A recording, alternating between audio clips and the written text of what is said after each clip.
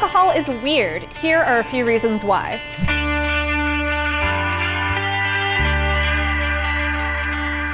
Wine basically ferments itself.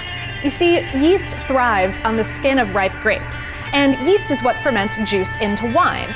These single-celled fungi eat carbohydrates and excrete ethyl alcohol. It's so automatic that many historians and botanists think that wine was the first alcoholic beverage consumed by humans, some 9,000 years ago. Meanwhile, the potter's wheel wasn't invented until about 3500 BCE in Mesopotamia, and wheeled chariots weren't developed until some 300 years after that, which means that no one had to worry about designated drivers for over 3,000 years.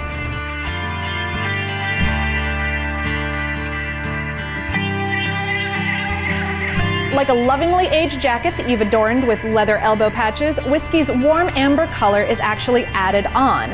Ethyl alcohol is clear, and so are most whiskeys after distillation. But unless you're making white whiskey, the liquor is then aged in oak casks that have been air-dried for months, and then heated to give the inside a char. It's called the red layer in industry terms, and it's rich in wood sugars and caramelized tannin. The whiskey absorbs those chemicals, changing its taste and color.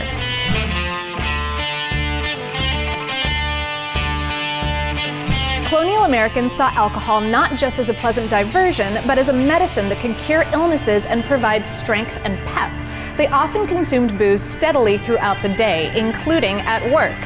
In 1790, according to federal government data, the average American over the age of 15 consumed some 34 gallons of beer and cider, 5 gallons of whiskey and other liquor, and 1 gallon of wine per year. That's 1.6 times as much beer, 3.3 times as much liquor, and twice as much wine as the average American drank in 2010. Of course, alcohol was sometimes safer to drink than groundwater at the time, especially in the cities of Europe and the UK. So, even in the relatively unpolluted New World, people considered booze a safer bet.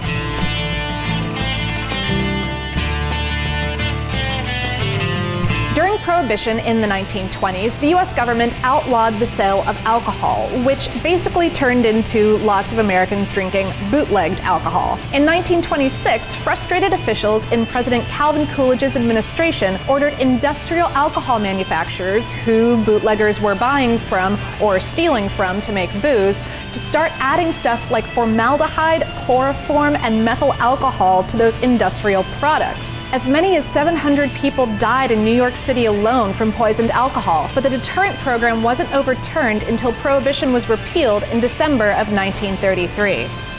So what's your favorite alcohol fact? Let me know in the comments. And to learn more, like whether wine really gets better with age, check out our article, 10 Mind-Blowing Alcohol Facts on HowStuffWorks.com. And hey, if you like this video, make it official and subscribe so that you won't miss the next one.